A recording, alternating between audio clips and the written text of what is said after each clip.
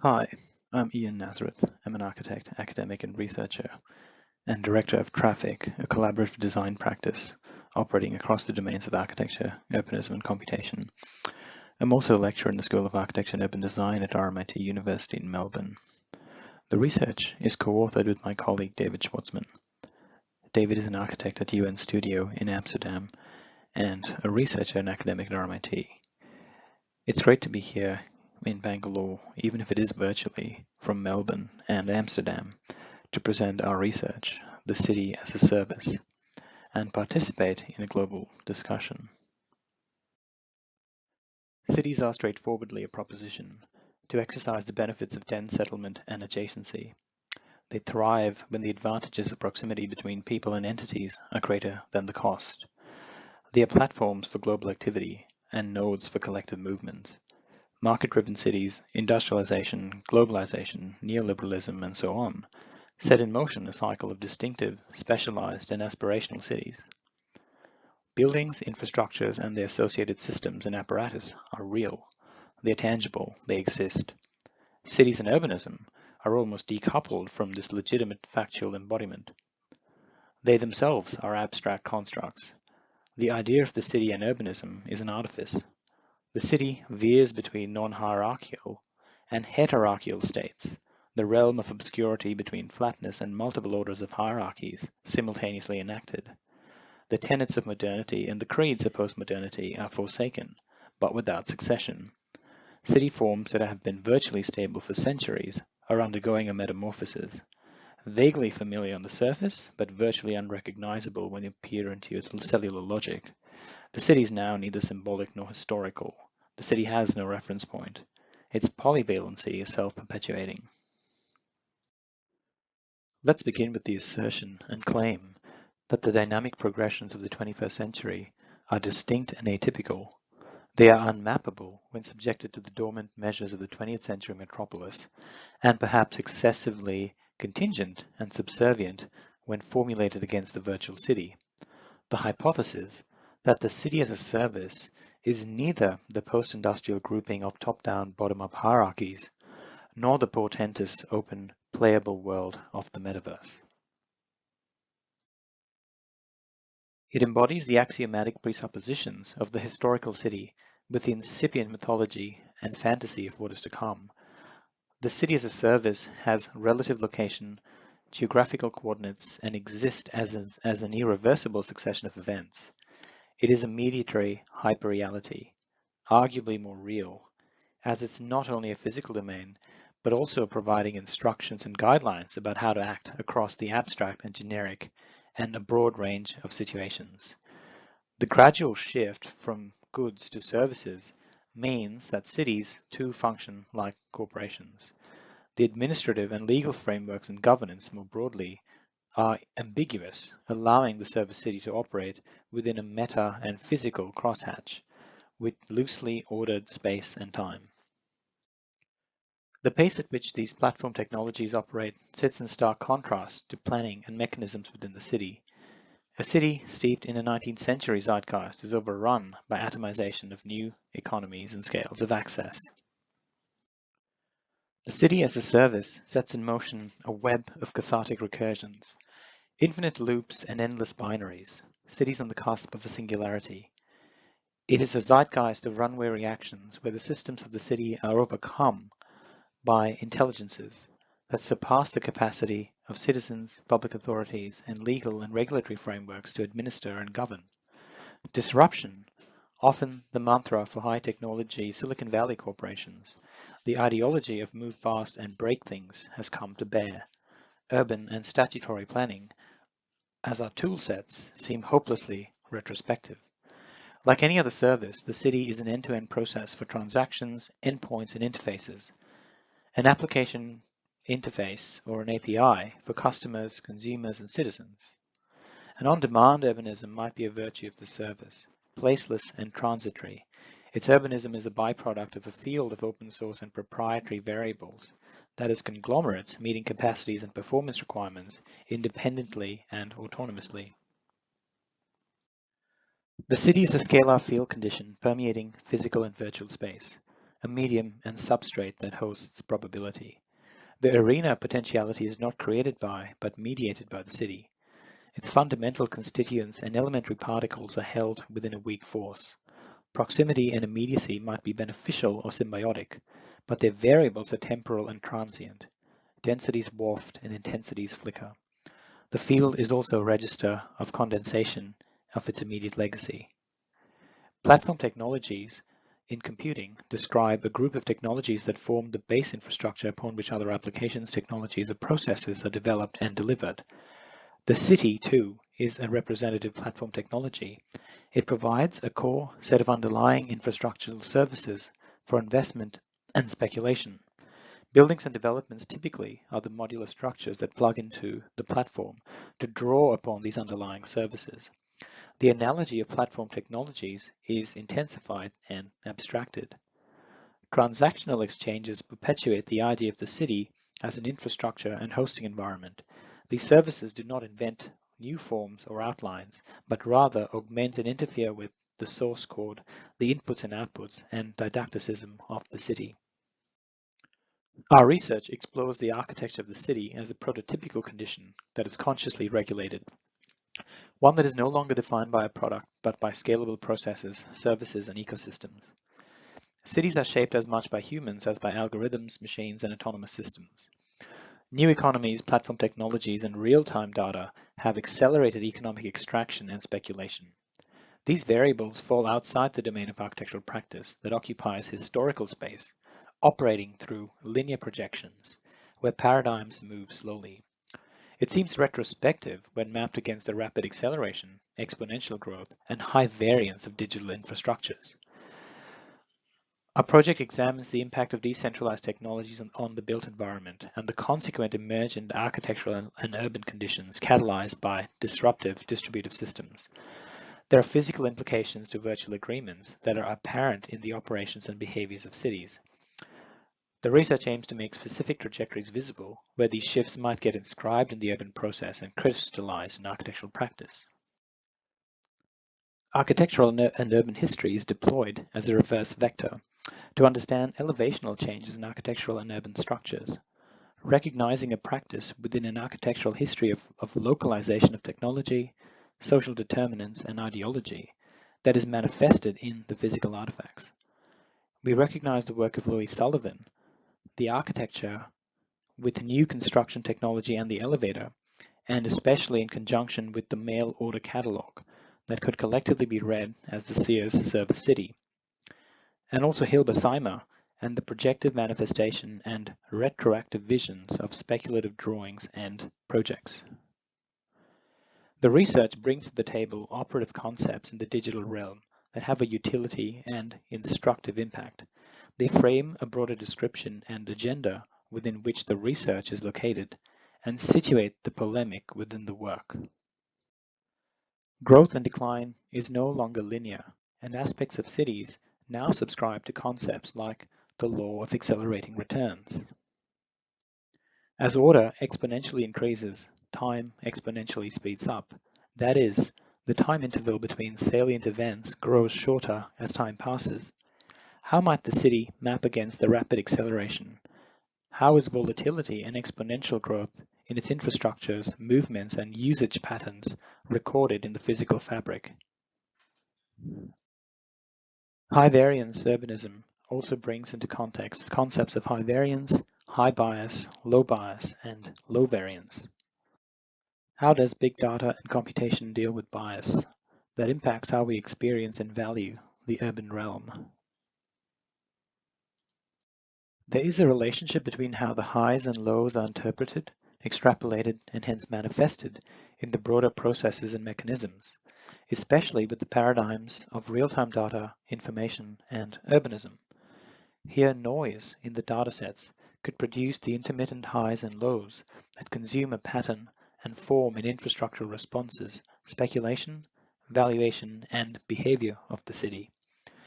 This highlights two possibilities: the capacity to access fine-grained individual preferences in the context of the collective that are temporal, as well as how short-term bias and variances feature in and are hence extrapolated into longer-term transformation. This concept locates itself within a triad of fragile, robust, and antifragile. Antifragile is perhaps one step beyond robust, as it benefits from adversity, uncertainty, and stressors. Fragile and antifragile are relative. There is no absolute. Conversely and counterintuitively, can cities avoid optimization?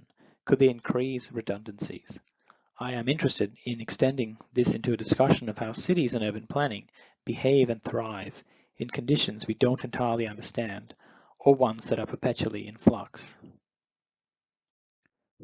Paul Brand's work on early communication networks discussed three scenarios: the centralized, decentralized, and distributed. In the distributed, each node and link in the array has the capacity and the switching flexibility to allow transmission. In a way, this contends with redundancies.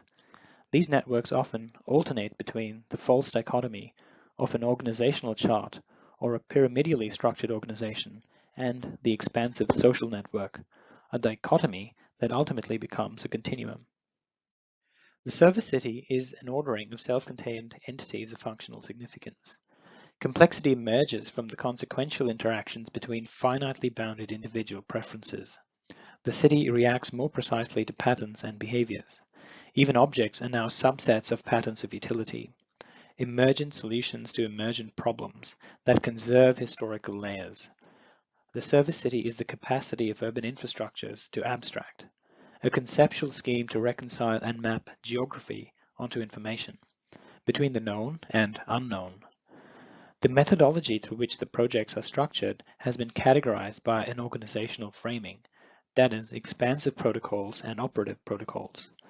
Protocols are digital and physical standards that enable interoperability and can deal with precedence and speculation. Expansive protocols. These operate at the urban and territorial scale, engaging with the politics and economics, vision plans, and planning controls. Operative protocols, exploring how technocultural shifts register in an architectural resolution.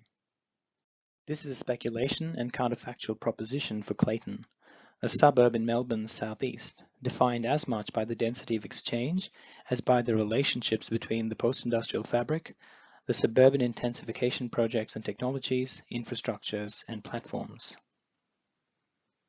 Clayton sits within a field of entanglements and intersections: a growth corridor, a major train station, a university and medical precinct, a proposed national employment and innovation cluster, high technology, high science, and the suburban rail loop. Here, the nodal will be further intensified by the distributed. Informational technologies could conversely hypercentralize or hyperlocalize the city, either enabling detachment or supporting engagement with its developing context. Clayton is a testing ground for the emergent conditions in the city, sites and locations of scalable potential that accommodate transition, an intermediate scale that is primed for disruption. The project advances an agenda that the city is not just a multiple of buildings. The city determines valency of a location which is crystallized into a building, or rather, the potential for what a building might be is determined by the city. Valency might refer to or be equated with cost, value, speculation, or return on investment. This project explores the nexus between decentralization and localization through blockchain and urban amenity. Digital scarcity is an oxymoron. How do you represent value in the digital realm? Its primary program is a homegrown crypto mining enterprise paired with a pharmacy, a historical physical artifact that includes a traditional chemist and specialist in personal genomics, augmenting the amenity of the city. It have also become a distributed public health infrastructure. These are relational, digital alchemy and pharmacology. One imagines a series of such interventions sprinkled in nodal suburbs, baked into the city's infrastructure. On reflection, the project speculates about an emergent architecture and urbanism through bypassing hierarchies and orthodoxies, and speculations about the domain of value. The next project explores a domestic paradigm and a distributed yet localized virtual infrastructure. The transactional and peer-to-peer economy is premised on the fungibility of certain commodities, where individual units are essentially interchangeable, and each of their parts is indistinguishable from another part. What if real estate is not deemed unique, and hence substitution might apply? The hyper-residence is not a traditional piece of real estate. It cannot be distinguished. Its value is directly linked to its commutability, that is, a standard spatial protocol. Its difference might be circumstantial, but it does not accrue financial value. It is an instrument of fungibility. A localized data center forms the core of the development model, offsetting the cost, and the fungible residence becomes an armature. The project accelerates paradigms of subscription, pay-per-view, pay-per-click over ownership models, setting up a fungible domestic infrastructure. The next project explores the idea of architecture as an artifact imprinting time, as an archive, and as a back of house. Proceleration hyperstition reads the fine ticker text on the facade. Proceleration, the acceleration of acceleration itself, and hyperstition refers to fictions that make themselves true. This is a monument to the extreme present, a city archive of lost formats and typologies, a localized distribution center that houses the first generation of quantum computing infrastructure. Perhaps we will know all the answers. It's like reinventing religion, while a robot parcels your groceries. The year is 2022 or 3, as the tectonic and column arrangement of the structure will ultimately register. In retrospect, this project is both a symptom of and panacea to the hypernormal spurs of our simulated interactions, as well as the hyponormal stimuli of physical relations. Wellness Inc. is a decisive manifestation, an outcrop and front organization in the service city for individuals and social groups jacked into federal support infrastructures that are super subscribers who transact in rebates, loyalty bonuses, and reward points, inclusive yet exclusive. These are spatial worlds of access, of infinite improbability, that present a counterweight to the virtual discourse and dissonance that finally complete the open loop of social cues. The project is perhaps the reasoned deduction of the distributed city and an eventual, perhaps necessary building typology of resistance to the endless virtual interactions and metaverses. If the metaverse is the aggregated, embodied internet of experiences, applications, and products, then the service city is the surrogate, quasi-urban assemblage, a distributed scaffold and matrix of gateways and terminal experience infrastructures and architectures that coalesces in its wake. It seeks to capture the polyvalent and multi-causal threshold of spatial and chronological experience between something real and something represented, between the particle and the pixel. The project aims to associate what might be understood as the fundamental interactions, like strategic, comprehensive, and statutory urban planning, zoning, and regions, and elementary subdivisions like allotments, tenancies, binary, and quantum states, between physical and simulated fields. The body of work seeks to gather agency in the territory across the more established planning instruments and generative emergent paradigms catalyzed by decentralization and distribution, with the aim to investigate a medium for exchange or transactions in fluctuating and volatile domains. The project in Clayton was shadowed by a series of spatial and typological inquiries through speculation that each explore a physical, theoretical, technological, and cultural context. The shift in operation also represents relationships across scales, of fragments to the whole, and the analogy of peer-to-peer economies, subscriptions, recurrent patterns, and scalability. It reads the city both as an expansive entity, but also as an active medium of gain, between the ubiquity of fields and the fidelity of domains.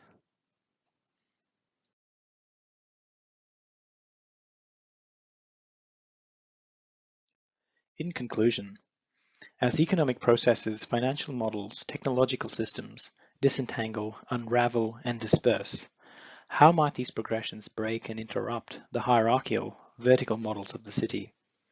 Its manifestations will lead to new centers, hypernodes, and spikes rather than uniformity. The form of the networks of the city will be steered as much by technological infrastructures and distributed applications, partitions, internode communications, as by urban architectures, land valuation, prospecting, and geography.